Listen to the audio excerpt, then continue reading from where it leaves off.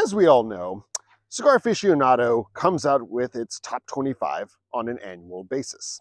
And being that this is a top 25 list, there's always going to be a number one cigar of the year. But despite this fact, there has never been a top number one cigar of the year in Cigar Aficionado quite like the one that we're going to be smoking and reviewing today. And let me explain why.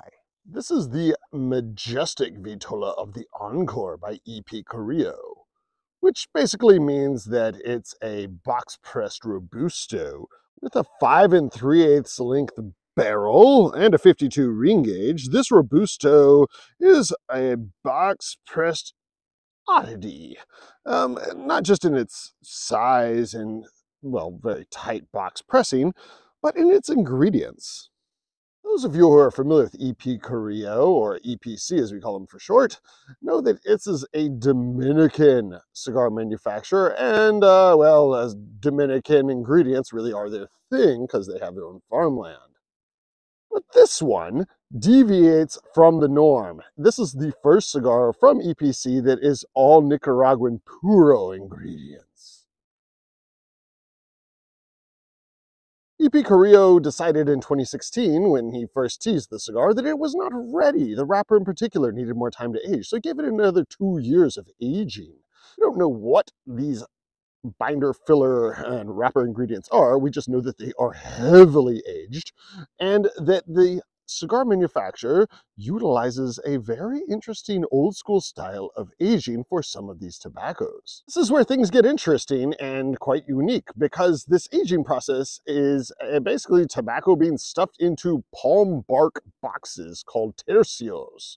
And this is really the old school kind of odd way of imparting some additional aged flavor. According to E.P. Carrillo, they throw some of the tobacco into these tercio palm bark boxes for an additional 2 years.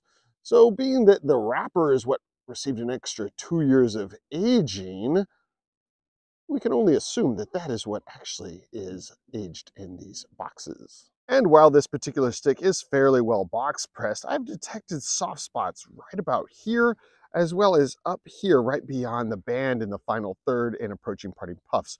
So we'll have to see if that affects the cigar's performance at all. And while Cigar Aficionado gave this cigar a 96 overall rating, we have yet to review it here at Claro. I have smoked several of these and, to be honest with you, a fan of the blend. I have had issues, though, with the box pressing on them. They're not always very consistent. Some of them are very, very rectangularly pressed and very neat and tidy with sharp, L-angled lines on each corner, and others are a little bit rounder in areas or almost trapezoidal in shapes. Another thing about these cigars I've noticed is that the wrappers on them are not very oily looking. They are just kind of a slight sheen, but nothing really oil filled, and they're kind of dry to the touch. They're also kind of bumpy, where it feels like the binder is starting to poke through and it's a little on the rougher side. There is a tiny bit of tooth to be seen if you look closely along the wrapper. It also has some of those signature crystals that are starting to form. So you know that this definitely has had a little bit of extra age placed upon it. I really dig the cigar too in its banding and branding because, well, that factors into our overall reviews. A cigar has to look good and be marketed well for it to be appealing enough for us to want to pick it up and resell it, or pick it up and smoke it ourselves and find it on a shelf somewhere. Bronze and like this dusty copper rose gold like color, and the kind of milky silken foot on it, the foot band. Oh, it really just looks very nice, quite elegant, and you don't see that all too often with cigar banding. Wrapper aromatics down the barrel, just kind of this slightly cedary, but more just generic lumber mill-like smell. So woody and oaky, tannin-like, if you will. The foot is a little bit more of a deeper sensation from an aromatic standpoint. And I can see why Cigar Aficionado attributes candied orange peel and things like that to this cigar, because it does have kind of this sweet and sour and a little bit bitter tanginess to the foot that is reminiscent of that type of flavor profile. It's also a little biscuity and doughy, almost like, well, biscuit dough. Yeah, it's got that kind of yeasty funkiness to it. And so, yeah, because this is fermented, go figure, right? Oh my heavens, the sun is going down already. Doesn't winter suck for outdoor smoking in that sense? Let's get to it, shall we?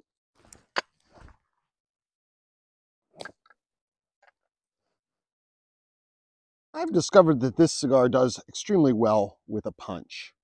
So, being aware of this fact, I shall do so right now. Cold pulls are woody and a little bit nutty. And generic nuttiness, more tree nuts than peanuts. Kind of dry too. It wants you to taste a sweet caramel note at first, but it doesn't linger long enough to make it prominent. There's also some strange creases in the box pressing, presumably where that footband was placed. So once you pull it off, it becomes a little unsightly down that end.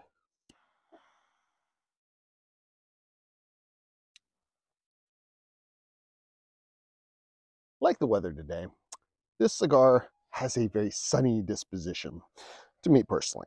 It's still on the upper end of medium, almost to full in regard to strength, but body's a little bit more on the lighter side of medium, and the flavor profiles are just this creamy, nutty, woody, zesty flavor profile. It's just refreshing on a sunny day. One of the issues I've had with the cigar, though, and already had it with this one as well, is that it drops its ash. It's a very tight box pressing, but it just doesn't want to hold on. And so be warned, it may have a little bit of an accident here or there. It's got a little bit of spice at first, but once it cools down a little bit, it just turns into this very mellow, milky, lazy smoking experience, which continues. You don't get a whole bunch of that palm bark though right up front. It's a little bit of this tropical grassiness, but at this point in the cigar, you're not going to pick up much on it. That comes later. Something else about the cigar that you may or may not notice is that the tercios, again, those boxes made of palm bark, royal palm at that, add a tannin note that's very difficult to explain. It's not grassy, it's not oaky, it's not cedar, it's not super tropical. It's just is. It's its own thing. It's something you have to taste and experience for yourself. And as the cigar evolves through the first third, at this point, it adds to the nuttiness and the creaminess of the flavor profile. The closest thing that I can compare this to is the aromatic that I get off of certain suntan sprays, like the oil kind that helps you bronze. It's subtle, it's clean, it's refreshing, and right now, burning very, very cool. Right here at that transitional point between the first third and the second third, that this cigar just picks up the pace and comes into its own. The tercio flavors are very prominent toward the front and kind of coat the palate with this milky, nutty flavor profile that's not super pronounced still, but it is very much a thing. The smoke is not for weenies. It is, again, in the strength department, very close to being full. Not all the way there yet, especially at this point. But it does pick up a little bit. Not so much on the nicotine side, just more in the overall boldness of the smoke. Now, body, though, is still in that medium range, and flavor profiles are on the upper end of medium. So you've got a smoke that's just kind of sitting in the center, but still letting you know that it means business, especially when you retrohale, which is where you do get a hint of spice, but way more complexity, especially in regard to the tannin notes and the cedar flavor profiles that begin to emerge as the cigar progresses. Right here, where that lower band comes off, is where the flavor begins to become a bit darker, a little more robust, and kind of that orange peel zesty candy flavor comes through. It's not sweet, it's still very much on the dry end, but that flavor profile of citrus becomes more prominent. It's been there before, but on a lower level. This orange peel zestiness lightens the cigar up while simultaneously adding more depth to it.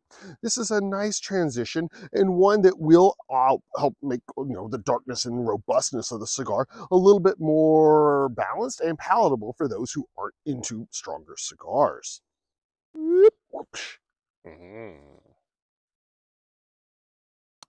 I have to declare that the final third is my favorite portion of the cigar. At first, I wasn't sure when I smoked the first stick, but now that I'm on my fourth, actually I think it's my fourth one, I concur that this is where all the flavor profiles are, and a bit more as well. The tercios palm bark flavors are pretty much the star of the show right now, and there's a milky, creamy nuttiness to the smoke that was there earlier, but it's very, very much in your face or around your palate and just sticks to it after you exhale. It leaves a very pleasant aftertaste and it just smells great. It's like roasted almonds mixed in with a little bit of fresh cream. Quite appetizing. However, all this does come with a warning because it's here that you really do have to slow your roll, because if you puff too quickly, it will get quite charry on you. Being that this is the parting puffs portion, it's time for an assessment. This cigar blend is a bit of an oddity, and in a good way. It's not really like anything I've ever had before. Even though there are familiar cigar flavor profiles to it, those tercios create something that it's impossible to describe, really. You just have to taste it and experience it for yourself. It's subtle, it's clean, it's very smooth, there's plenty of smoke even with a punch, the draw is great, and on this stick, I've only had to do one little tiny touch up in the final third just to kind of keep it on track. That said, I have had issues with the other cigars, and one of them needed an extensive amount of touch-ups throughout and was a borderline disaster. So that has hurt the overall score in that regard. Something else that this cigar doesn't really provide that I wish it did from the beginning are the flavor profiles that I'm getting now. That orange zest note really isn't prominent until you get well into the second third, almost to the final third. And the tercios can be detected in the first third, but it's so subtle you really have to search for it. It doesn't really come to life until well into the cigar near the halfway mark. But these are small qualms, and I find myself wanting to smoke this stick again and again because it really is that enjoyable. And like the weather, like I said, very sunny. It's a bright cigar. It's not light, but it feels bright upon your palate, and it just kind of lifts you up. Being that I am forever the optimistic type, I find myself erring on the side of appraisal. That's why this cigar gets 4.5 out of 5 stars. It's not the perfect cigar for every occasion, but is pretty damn close to it, and it's one that I can find myself reaching for time and time again when I don't know what else to smoke. All rolled together, that's my synopsis. I hope that you enjoyed this review, and me sitting up on this old stump on top of this mountaintop, and we'll catch you on the next cigar review. Cheers.